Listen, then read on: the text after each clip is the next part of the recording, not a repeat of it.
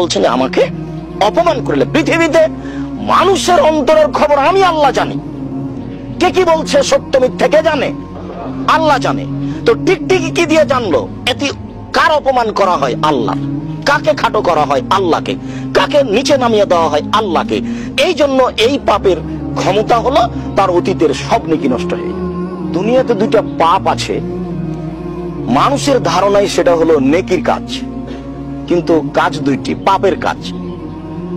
তার একটা পাপের নাম শিরক আর একটা পাপের নাম বিদআত। গাড়িটা টেকনাফ থেকে ছুটেছে, যাবে চট্টগ্রাম।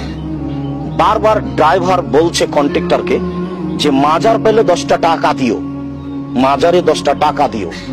কেন? ড্রাইভারের ধারণা যে মাজারে কবরে 10টা টাকা দিলে আমার গাড়িটা অ্যাক্সিডেন্ট হবে না।